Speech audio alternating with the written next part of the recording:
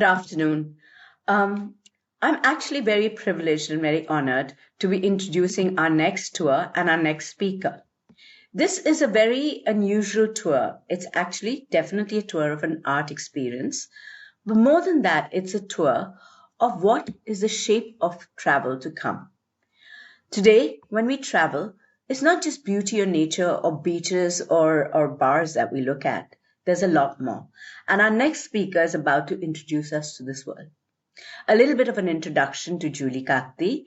I've had the privilege of speaking with her at RISE even last year, but this year it's a different take. Julie Kagti actually learned weaving from her Assamese grandmother. In the backdrop of a picturesque Assam, Atia trained her and mesmerized Kagti on how to weave, weft and wove. It was after studying textile art that she began teaching textile design and ran an exclusive boutique. Julie realized the importance of creating awareness for this weave, and so she launched a travel company simultaneously to showcase the cultural and artisanal trails of Northeast India. She put certain locations on the map that we had never even heard of. Very recently, Kagti is meeting with Sheila Chatterjee, the founder of Gallery 47A, intuitively brought two thinking people together to create Feeling Through Fibre. Now, this in itself is a very important event. The reason why it's extremely important for me is because it actually pushed the barrier of textile and art. Art and textile have been air-kissing cousins. They rarely speak to each other. Arts always look down at textiles. But now, pioneering women like Chatterjee and Kagti are changing this. Together, they held a pioneering event at this beautiful location at Kotachibadi called 47A. But I think it was Borough Market. It is one of India's or one of Mumbai's oldest districts. Now, the show itself was very pivotal. It united 11 women from different geographies from across the country who used textile as a form of self-expression to open a handloom weave week.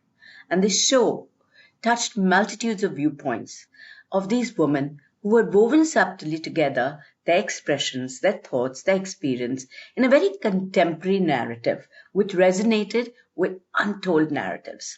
And this is what I loved about the show. For me, this was very unique. For me, this was the ability of Julie and Srila to raise it to an art form. Art reflects society. It stirs ideas. It stirs change. Artists feel the responsibility to express their responsibility through the medium of their choice. And this was a collective consciousness, or this leads to a collective consciousness. And this is exactly what this textile art show did. It resonated deeply. It stirred deep-seated emotions. It highlighted the profound connection between crafts, between personal storytelling, and the collective understanding which is woven through in a fine thread by curator none other than Julie Kagti. Now, bringing it back to tours of what we are talking about today. We will go into that as a second part of our journey, where she will tell us about the most untold, unique spaces on textile arts and where textile arts are in the Northeast, the really whispered secrets. She'll take us on a craft and a weaving tour, which will create memories that will linger longer than our journey ends. Please, Yash, can you play the presentation where Julie takes us through our first journey? And may I request you also to send us the link for the Facebook so we can share it?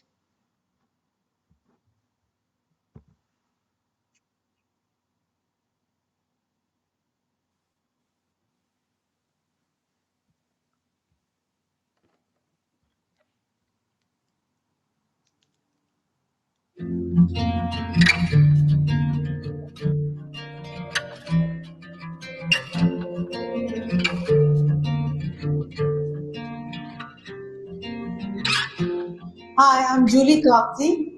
Today I curated the show, Feeling Through Fibre.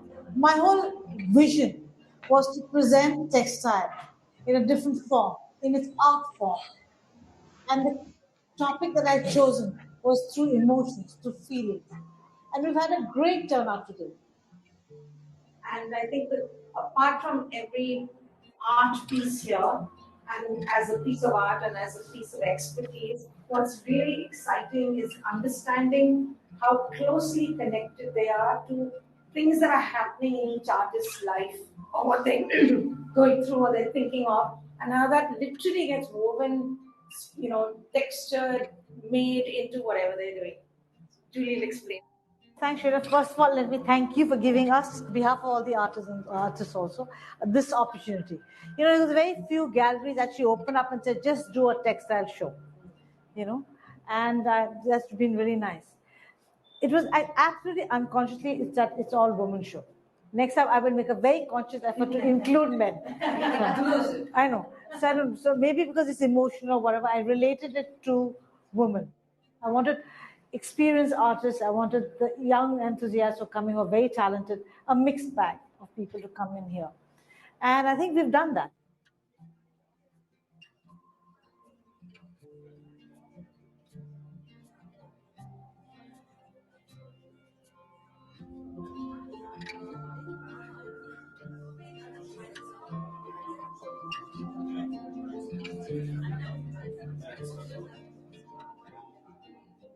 Let me start with Pragati. Pragati is from Bangalore.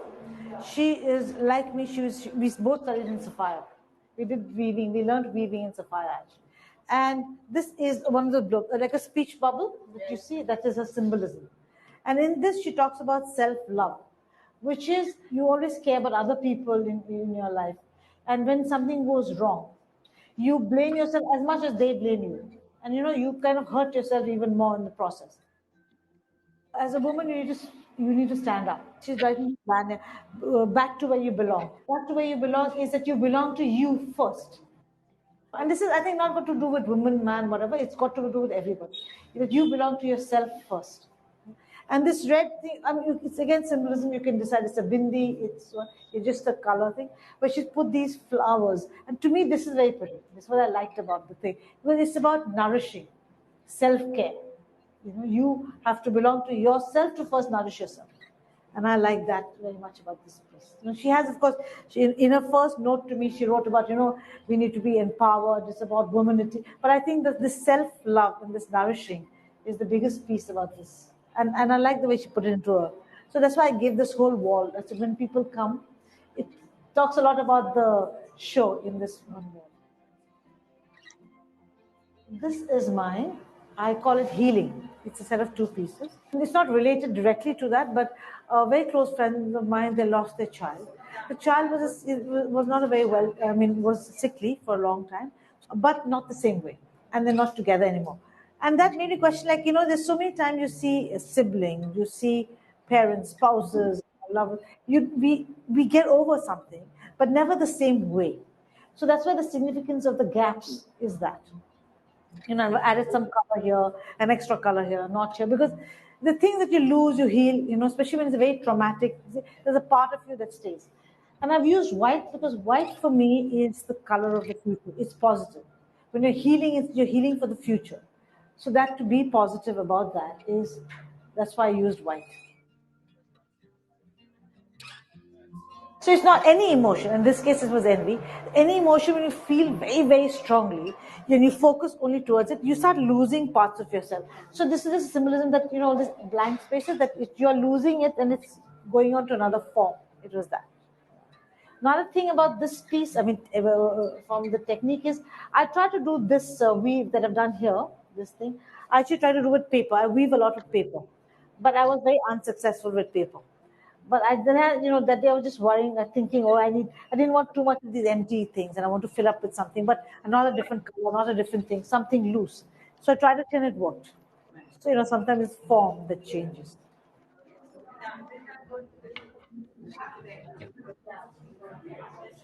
Across the world, every community has a way of dealing with fear. As a community, I'm not talking about individual. So they wear amulets, or they color the houses, they put something, all of that. So this is just a symbolism of that to reflect it back. Some communities wear coins. They carry coins. They necklaces in the ears. So I put that here. Communities use orange because that's they put on their doorways or something that when you come in. It also actually could be a bit to health because you didn't, it cleaned your feet or whatever when you came into a space. Right? Black has always been associated with fear for some reason. And the other thing I used to find this fascinating is there's a chicken feathers, the feathers that being cleaned and everything. That a lot of North Americans did it. I come from the Northeast. A lot of the Northeastern tribes do it. They wear a lot of feather. They believe that when the feather moves, you're warding off evil. Yeah. So this was symbolic of that. And then the shape, like I didn't want to do an eye, so I just kind of do the form. What Yeah. is the black, the thick blackish? So this material, I was telling you, so most of my work, all my work now, I don't buy new fiber anymore. Yeah? I reuse. I get from mills, I get from different places. This I got the Garo community make me this. They make very nicely. I got them to clean it, wash it, dry it, everything. Because we were talking about emotions, and emotions so related to people, right? I decided to do a caricature. I want to do a caricature, of things. And like I told you about envy, I would say that you any emotion you lose a part of you, yeah. And we also tend to associate color with an emotion. So I just took that and I created this caricature, and I call it "Color Your Moon." So it's up to you to decide what you think is it at which emotion you want to give it or not give it, or you're losing something. Yeah, that's where this comes from. This is a beautiful piece woven by a young artist from Assam. Yeah? It's her name is Jagrati Pukon, and it's a celebration of the paddy fields. This golden yarn is very thing to Assam. It's called muga. Yeah? And in this piece, she's used three indigenous yarns. One is Eri, which is the white one. The beige one is your regular silk, but it's a coarser because it's done by hand. It's carded by hand, so it's coarser. And this is the muga. So these three things. There are three things that are symbolic of the paddy field also, because you get so much the different types of crops that you get from the field. And there's a scarecrow. She is in her thing. She's the scarecrow. She says like the goddess of the field. They guard the fields. So that's the symbolism here. That thing is there. But please take your time to admire, because there are a lot of little details in this piece.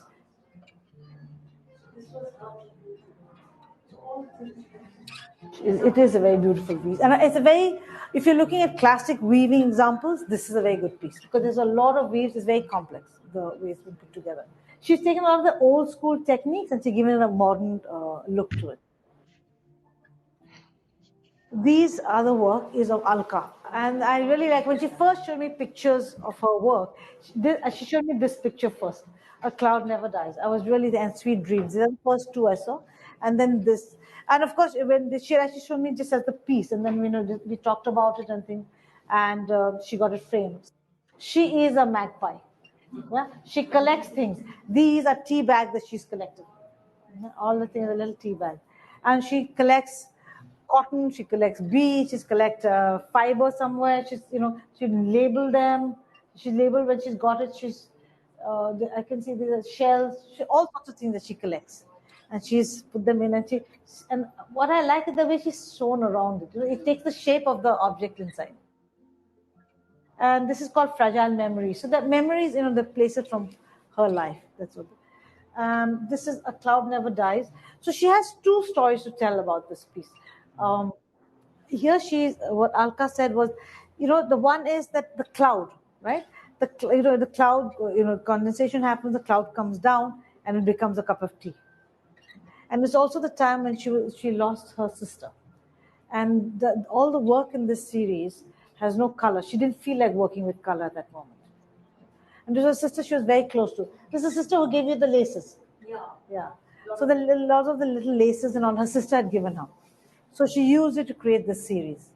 These are on memories, and these are like sweet things that it has she relax, love. She has different things here. Sweet dreams. It's about sleep, to give you a good sleep. It's just a version of that one.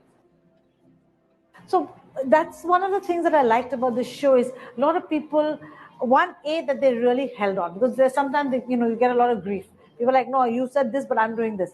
But I was very clear that you have to do this. So actually, the way I started with everybody was get them to give me their sketch and a concept note. I said, just give me in writing 2 lines, 10 pages, whatever you want. But what is it that you're going to show? What is it that you're going to do? And let me take you to another artist who's worked with the same theme. Come, we'll go into this room. So this is a young artist. You've heard Alka. This is a young artist. She's Bangalore-based. She studied art. Yeah. And what I like about her, and the reason I asked her to be a part of the show is I like the way the young now approach textile in there. So they don't come from a formal training. I mean, they don't come from the formal work that we have. So they mix media. And I like the idea that she's mixed media. And if you look at, unless you go very close, you will not be able to tell which part of it is actually textile, which part of it is a print. She too has used memories, family memories. She calls it like this piece, it's called transient corners. She said in every house, there are corners that people gather when they want to heal, or they want to, you have a secret to tell somebody, or you have something that you just want a quiet time, So that's what she tried to capture in this. Hers, I want to talk a little bit about technique because she uses three things. She uses print, she uses embroidery, yeah, and in some cases she's also print, paint, and embroidery. Another thing I liked about these pieces in her work, that the shadows play a big role in her work. And there she's chosen to embroider the shadow. Yeah, that butterfly is embroidered so beautiful. Yeah, that thing has a lot of things. And here she's just let it go. I like that. There's a lot of depth in that work. Now I'm going to take you to celebrations. This is the work of Jayashree Podar. She's a senior artist, designer. She's my mentor. I worked under her in my beginning of my career. I worked with her. So she was the first person I actually told the theme to. I said, this is what I want to do. I want you to do something for me. She said, Then she came back and said, Judy, for me, I'm going to use pigeons. I said, why pigeons? She said, with a pigeon, I can get many tones of color, which are very similar, which is true, and it's a very common, pigeons are very common, and we kind of think. So she used pigeons. When pigeons are sitting, they look kind of sad, they look meditative, they look big. But it's flight. When a bird is in flight, that's when they look joyous, they belong, they own the sky. So that's why she put clouds. Both of it. It's a set of two, so she's given like different setting in that. It's the similar colors, but and she uses mechanized, the computerized looms. Hers is a completely a mechanized process. The sketch is done by her, but the process is thing. She's used a peacock again to come up with. The peacocks are proud, she said, the pride is a big thing in emotions. It's all about ego and emotion. So she's used that. And so it looks beautiful. See, you can see my hand right through. Yeah.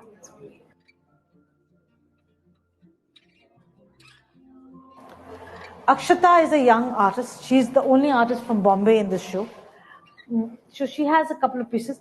This is Crude River. She's done a whole series on the Godavari. There's some pieces inside. And there's a river that's had so much of controversy about it. So she's done series. When I go in, I'll talk more about it. This piece it could be, love between two worlds. So it could be love, it could be the black and white, it could be a yin and yang, is a different thing. But what was interesting when she told me the story is that, whatever it is, the two, they always merge. And there's a merger that she's talking about in this piece. I really like this piece, very spectacular. And she's used like mixed media. She's used some silk, she's used wool, she's used cotton, different parts of it. And in this room, if you look at from the curatorial point of view, I kept everything as a free flow. They're not rigid. So the rooms were planned. When I saw the artwork, I planned it in such a way. So this room has the lightness to it. It has a little bit. This is also by her opposite. She's worked with a Paitani weaver. Yeah, and it's about the angst of the heart. It's about the heart. But that gold. And what is nice, if you look from different angles, the gold plays with you in different ways.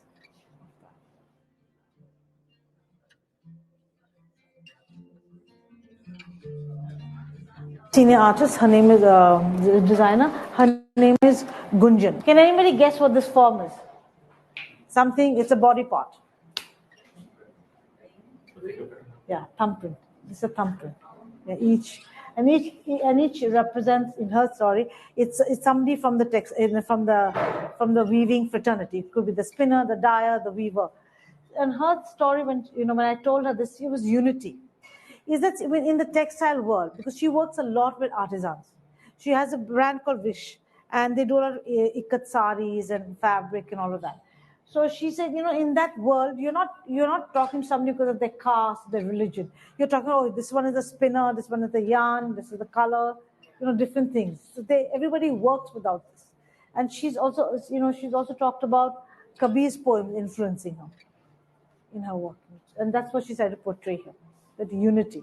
The thumbprint is a symbolism of that we all, in the end, we're all together, and we have to remember that. So in the thumbprint, she said that, each dot is some weaver or a spinner, somebody who's a part of the process. So she did say that, his work, and he also works, his work is about communities and harmony and this, so everybody's now, it's actually a political statement, or you can, or it's a human statement. It's how you look at it. Yeah. But it's very, very striking. The threads are dyed, right? Yeah. So the white, yeah. So the ikat, she's used the same ikat thing and she's done it, yeah. So the white is the unbleached area, and then the rest. And this is just a color thing. So here is fiber in another form. Somebody asked me, why did you call this show, why was it about fiber show and not a textile show? Because fiber has a lot, covers a lot more. This artist, she's a sculptor. She was from Bombay, but she now moved to Bangalore. She works with pulp. So she took waste cotton, and made pulp out of it. And then, very similar to a paper mache technique, she's created this piece. She did it, and then she folded, And to her, when I gave her the theme, and she said this is the first time she followed a brief to create a sculpture, is emotion to her is like a web. They're all little bits of this, that, they all come together. And to her, the shadow was also equally important. It's part of the process. The artwork is also the shadow. So that's an interesting way of looking at an art. Yeah, they're looking at an art piece. No, that even the shadow is part of the artwork. I like this piece. It's very, very, very simple and very. So both these pieces are mine, and they are influenced by my, all my travel in the Northeast, from the communities that come in touch with. Because a lot of the tribes in the Northeast are very, very territorial. They're very definite identity. But now, over time, because things are moving, people are actually merging. Now people are getting married to different tribes. People are beginning to live together, do things. So the dots are about that coming together. And I'm going to introduce you to this artist too, Anisha. She's a graphic designer, and this is her first portray into the arts. This is the bandhani, the patola, the vankars, yeah, there. Now that story is one of my favorites, but I'm going to call Anisha to come and tell you another one also. The thing was to actually try and capture stories with a very different output in mind. And of course, I've gone with a video camera, recording all of this, hoping to be able to put it in some form on YouTube or bring out stories in a different way. But when they shared such deeply personal stories, what happened for me was, and I bought these products, these scarves or dupatta, and I've collected things like that all my life, and I thought, no, this time I've got to do something with it. And actually, textile art was on my list when I heard about Julie's exhibition. So I called Julie and I was like, I want to be a part of this. I have to do something because they're deeply emotional stories. And the abstractions of these stories would really be the best way I can do it is in the form of some textile art. So yeah, I'll take you through Patola Dharamshi Bhai, who is somebody I'd actually met earlier. And he's the first Patola, and probably the only Patola weaver from Bhuj. Patola, as you know, is very famous in Patan, where they do the double ikat. He comes from the Maheshwar community, which is a traditional weaving community that weave mushroom. But they were extremely poor. And he said that to the point that, he explains it partly in his language with Hindi, and he said he only had one lota in the house. And one day a guest came and unwittingly took that lota away. And we were left with nothing, like not even something to wash our hands or drink from. And it was really very painful for him to even share that part. And it was like I just overwhelmed the fact that Like, oh my, why how did I become somebody who you could share something so personal with me?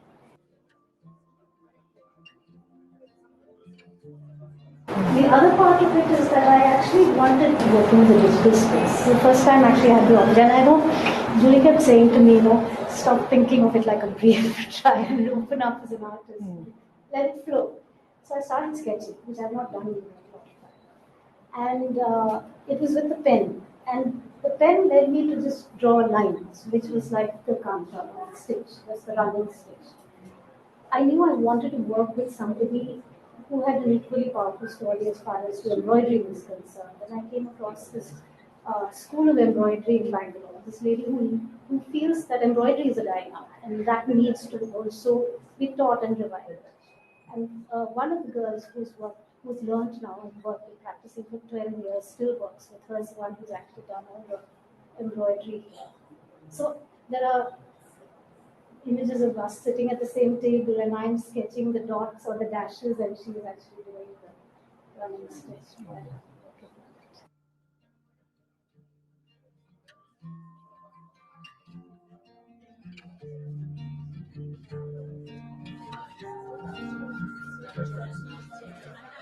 Here, let me introduce you to Shama. She is my friend. She's my person I lecture to. She's also my inspiration. And, I've always admired the strength with where Shama comes from. She has trained as an artist, but she works a lot in the craft sector. She works a lot. And she lives in a very beautiful place called Hampi in Karnataka. The one part of living in Hampi and in that part, which is beautiful, is also you have access to a large garden and lots of natural fiber.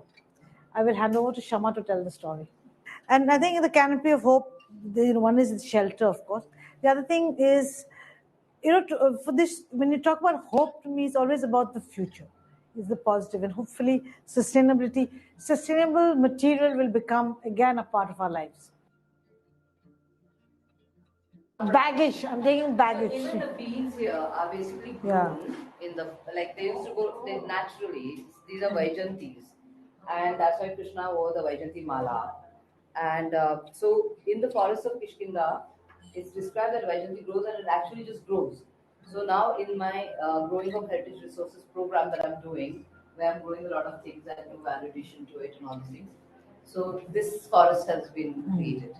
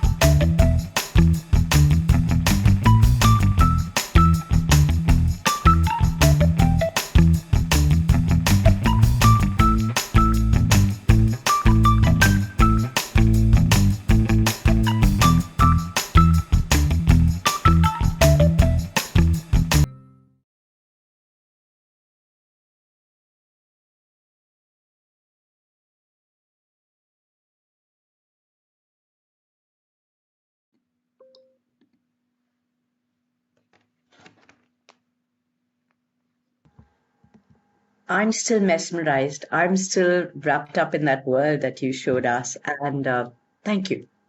Thank you for taking us into this beautiful world where you can actually feel not just the expressions of the culture, but how important it is to take this to a different level. Julie, it's always been a pleasure to hear from you and to see the work you're doing. So can you just tell us where it all started, where your journey in the art world began? How did you decide to to kind of bridge this chasm between textile and art? Why did you feel the need to raise textile to an art form? Thank you, Sonia. First of all, thank you for inviting me to speak here. Thank you to the Unknown Planet and to RISE PECOWOrld. It's lovely to be here. When I was growing up in my early childhood, when I look back, I'm very lucky. I had the best of two very different worlds. One was my colonial tea garden upbringing, which was all about these bungalows, the teak furniture, and the care that was given to maintaining these properties. Everything had to be polished, everything had to be fine. The flower garden had to be just perfect. In spring, it had to have its color. There was all this amount of detailing that went in. That came from the colonial world, I must say. As a young child, also, if there was a tea party, that certain kind of crockery was bought out. Those details stayed. At the same time, my grandmother, I think my paternal grandmother, has been a huge influence in my life. I learned to weave from her, but actually not learned really, but I was helping her. And that's when my curiosity picked up. She used to, in the afternoon, sit in the courtyard. I used to help her, reel her yarns or mix color or just listen to her stories while she's weaving. And I used to be very fascinated with where the colors, matched. And another color came up. You could be using a blue, a red, and a purple came up. Oh, Things wow. like that. That was my first memory of weaving. Actually, that is my first memory. It wasn't the texture, it wasn't the way it was done. It was the color, the mixing of color. So that was my first memory of this space. And as time went on, I think when I went to college, I chose to study design and to study textile, and I got exposed to a lot more.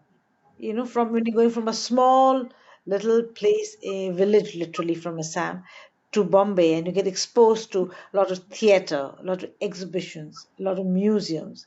And of course the Sapphire, I went to Sapphire Polytechnic, which had a beautiful library because there were many other courses available there, and we had access to it all. It really saddens me now when children don't have enough time to spend in a library True. because that exposure, I think that has also played like my grandmother, it's played a very, very big influence on me. I always try and catch as many shows as I can in town or different mediums. It could be photographs, it could be sculpture, different mediums. Museums. I think museums have also played a lot. How they've been represented, what they've tried to preserve. It's because it's also a thing in history. What do we preserve for the future? That's also always played a little bit with me. So all of this has influenced me in my journey, as an artist, and combining that the influences. I think this is a combination of these things. Very interesting and very true.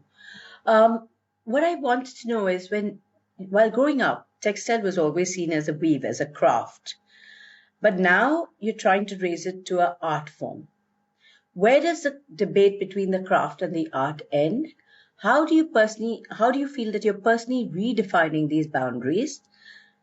And how do you feel this particular show of yours, which you've created, is going to influence this conversation? It's like you said it very well. It's the world of air kissing, right? You never really meet. For a long time, craft and art was that. Craft, because I went to but where I went, design was a very specific thing, and when you looked at craft, it had to be functional. Craft came from form and function went hand in hand. See? So for a long time, I did that, and at some point, I decided that I just want to do something for myself. I want to do it something. I want to weave, but I want to weave beyond meeting a deadline or for a client or for a fashion week or it's for a store or something like that.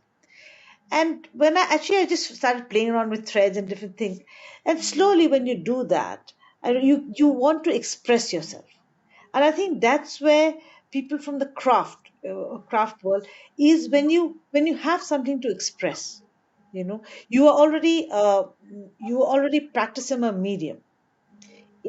It could be a medium that you're proud of, it could be a medium that you know well, you could be a master of, but it's a medium. And with a medium, you have a form of expression. It's just like how painters paint, right? They paint you a thing. It is an expression of your times. It tells a lot about the time that we are in. It's my day comes out there. It could be my life where I live in a city or in a village, whatever. So I think what happens when craft crosses that and they go into this space of is expressing our time. Sorry. Sorry, no, I'm sorry. Just one of the buttons got hit wrong, so I was trying to shut it. My bad. Okay. So it's when craft goes a step beyond being functional, or it loses being functional and it goes into being express, a form of expression. That's when it enters the art world. And when I first went to galleries, it was very, very strange because everybody was like, Julie, it's very beautiful. It's kind of interesting. And that wasn't completely traditional, my work. So people were like, it is interesting, but we don't know. There is no space for craft in the art world. Maybe a tiny bit in a painting or maybe a tiny bit in a photograph. So it's come a long, long way since then. A lot of people have been behind it to make that change. And it's not just in India, it's or in Asia, it's throughout the world. In fact, it's more in Europe and America also have seen a big change in this. That now people are looking at this as expressions in craft. It could be textile is one, ceramic is another one that's making a big transition also. People working with paper sculptures, that these are all mediums that are making that transition into the art world.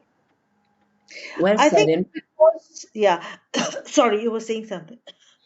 Sorry. In fact, this is what I realized yesterday. I had actually, oh, sorry, day before, when I actually went to a very big gallery in Dubai, and they were hosting a show, and it was the famous curator and educator, mentor, and artist Salima Hashmi was doing the curation. And I saw this beautiful exhibition by a Kashmiri artist from New York, and I was like mesmerized. And she said three lines. She said that resonate exactly with what you said, which is, why should textile art, which is just a medium of expression, not be seen as a mainstream art? Why, when textile has a voice of its own, when artists like you are giving it a voice of its own, are creating your expression, sharing your voices, sharing your views, some political, some not so political, some social, some cultural, why is it not seen as art? And I think you beautifully summed it up with your own experience and how you feel it's changing. What do you think will take it to the next degree? What do you think will get it more recognition? What do you think needs to be balanced in the ecosystem that you're working in, with the artists you're working in, to actually create this last push where a textile art piece hangs right beside a beautiful art piece and is seen just as an art piece, not devalued because of its medium, not compromised because of its medium? Uh, I think more exposure to galleries, more exposure from galleries, more part of art shows, art fairs, we need critics, we need influencers, all of that, the social media and even writers, people who write on art. They're the ones who influence people in the art world. There is, if that's a thing. So we need a lot more of that, more focus, more like the spotlight, is on the community who's creating this. I feel that is needed.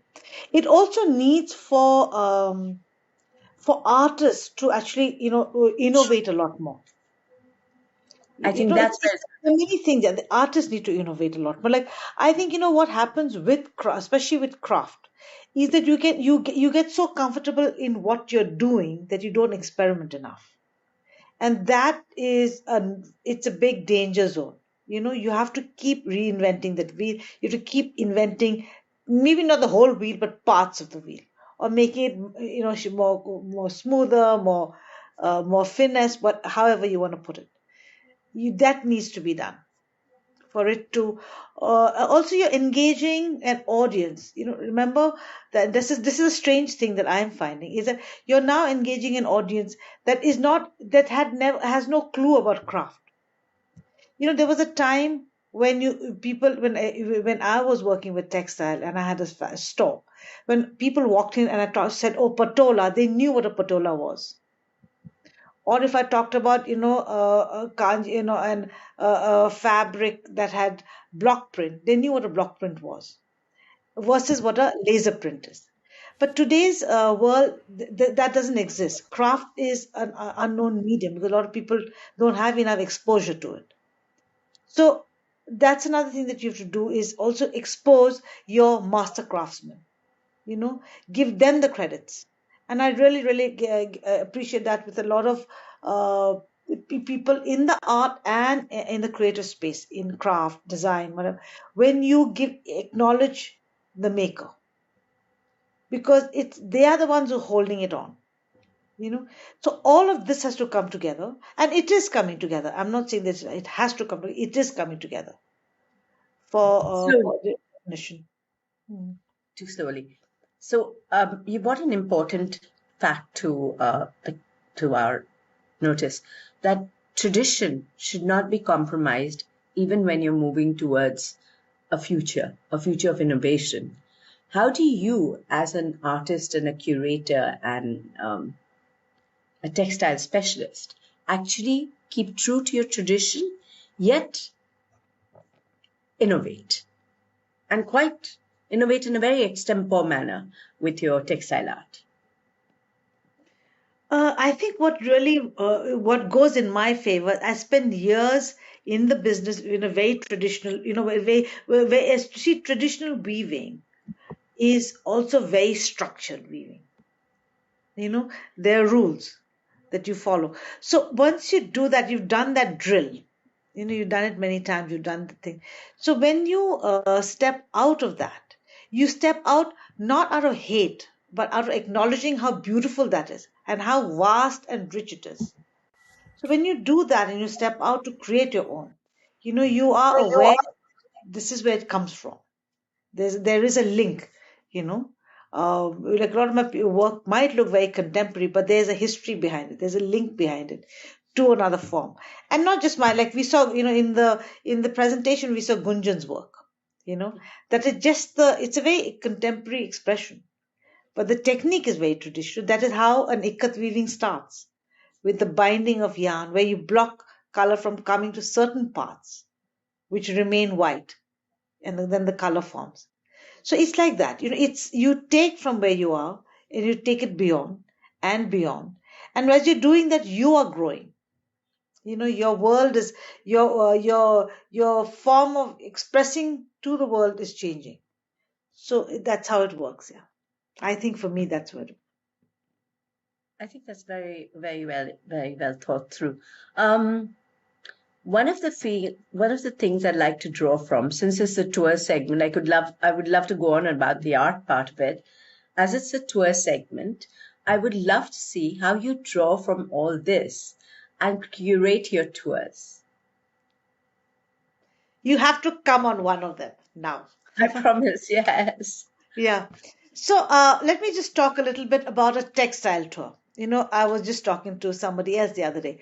When I do a tour, it is, of course, based on an interest. It could be food, it could be textile, it could be performing arts, it could be bird watching, or it could be just rustic. Some people just want to come and do rustic walks, which are beautiful because the Northeast is spectacularly beautiful, and quite, the habitations are quite few.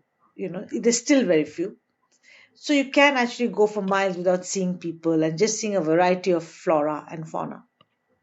So any tour that I put together, if let's talk about a textile tour, for example, it of course you will see different types of textile. And I love, and one of my pet favorite is to take people to the eastern part, where you see the influences that came in from the Thai borders, the Thai kings. We were ruled, Assam was ruled for 600 years by the Yahom kings, who came from the Thai Burmese border. They were royalty who came. So royalty, when they come, they are patrons. So they bring a lot with them. They bought two of the most, indigenous yarns. The Moga and the Eri with them, and the Eri actually spread. Now, Eri, you will see in Arunachal Pradesh, you'll see it in Meghalaya, you'll see it in Assam, their thing. Then the cotton came. The cotton came from the tribes. They're the nomads brought the cotton to Nagaland, Manipur, Assam, the other regions also. So there was a mission, and the kings bought the Amoga. The Moga, actually, traditionally, the Moga was bought not because of its exclusivity. It was bought as it's a very hardy fabric. In fact, my grandmom and all used to wear Moga mekla chadors to work at home, to do to all the cleaning, because it's a hardy fabric. You can keep washing, it doesn't tear, it doesn't. So that's how Moga came.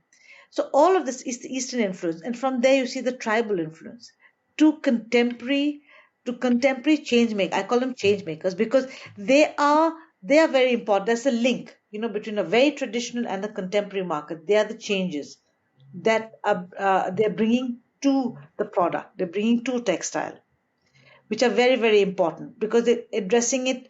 They're redefining it for a contemporary urban society. And that is very, very crucial now to do that for the survival of the hand weaving or handicraft as such. Okay, so that is one part of it. But to see that only as textile doesn't work. You have to see it along with how they live. Where did they come from? What are their nuances? So you do have to spend time interacting with people, going around the villages, maybe a bit of history, maybe a museum here or there, you know. Uh, and like I said, it's very beautiful. So you do have to spend time walking. And when you actually spend time outdoors, you can actually imagine some of the migratory patterns, where people came from, how did they meet? And the Northeast is layer by layer by layer, and each layer of tribe that came or migration that happened brought something with them. So what we see today of the Northeast is a mix of all this. It's many layers that have to be peeled to actually get to the bottom of it. And that's what a textile tour does for you. You can see the connections, you get to appreciate. And textile is not just fabric. It's also work with bamboo, water hyacinth, the other materials that are natural materials that are being, and now they are coming up, or they are coming onto their own in textile, as fabric, as products of their own that are being used all over. So you see all of that, and then when you're doing that, interacting with people, of course, food comes in, not in a very big way, but little bit food comes in. Textile tour comes in a little bit. In a food tour, it's all about food, farm, where it grows, everything. But in the textile world, it comes like that. Then there are always, and the fun part is what all my clients love, is the draping sessions. Oh, yeah. Every tribe is very, very proud of their distinctive style. From the headgear, the jewelry, whether it's beads or silver nuggets, and the clothes. They're all wraps. This region is the romance of the unstitched cloth, as I call it. A lot of our traditional clothes are not stitched garments or elaborate. They elaborate the way they all come together, and they look they're very exotic at the end of it. When you strip them off, the actual garment is mostly not stitched, True. Yeah. Very true. Very well So, said. And it still holds. It still yes, drapes. of course, and the way it comes together, the way that's draped. So those draping sessions are very important because that Yeah. also takes you back in time, and then you come forward to meet fashion designers, who are doing great work there. You meet jewelry designers, stuff like that. And so, all of this, that's how you do a tour. You once you do this, that's because I pride myself that my tours are they transform you. They're immersive. It's going to stay in your memory a lot longer than the time of the tour. So, So just as it's a session that we have to sum up very quickly, I apologize for the paucity of time, but can you please tell us what would be if you recommend a tour, say of a textile tour, a textile art tour, where would you tell a person to start and where would you tell them to go? Let's say we're saying we're starting with a very basic Northeast craft and weave tour. well, there are different destinations. I would love to start from Dibrugarh, which is in Assam. That has an airport, the direct flights or hopping flights from different places, and explore the Assam around there, Nagaland, that's very close by. The Konyak tribes live there, and the Thai tribes that I've been talking about that came from who live in Arunachal Pradesh, eastern. So all this region, it's you can be the Thai tribes, the Thai Kagtis, the Thai Pake, the Thai Simpos. They are very traditional. And one thing I did forget, sorry, I'm going to make this very quick, is when you see the weaving, you will also see their homes. They're all woven mat structures. So Yes. I would start there. I would start a trip there And who because would be the younger designers that you would recommend to visit when you're on these three places? I've seen some beautiful work there. there are quite a few, and some of them are online. From the Northeast now, Bambi is doing a lot of good work. She does a lot of bridal wear. There is Iba who's doing a lot of work with Airy silk, and her clothes are very contemporary. There are a lot of things. There is Nirman Fabric who's doing a very contemporary version of the sari and the mikla chador, lighter in weight because that's being contemporary. In today's nobody wants to wear thick clothes. So there are a lot more. I'm happy to share the list when I can. I'd love to share it on the YouTube. We've just shared it with some people who could. And where would you see we could come and see your next textile art show? Well, we are working on it. I have currently a part of a show at Kinkani Art Gallery in Bangalore. That's I on saw till the some beautiful 21st of pictures. February. Yeah. Please, can you drop in the chat the address so that people could Yeah, have I'll a do look? that. I Okay. noticed when we logged into YouTube, there were a lot of people viewing, sharing likes. Um, I'm sure this would reach them also. Thank you very, very much for your time again, Julie. I know you're very constrained with your time, and I love the work you're doing. Thank you very much. Thank you. Thank you for having me here. My pleasure. My honor, actually.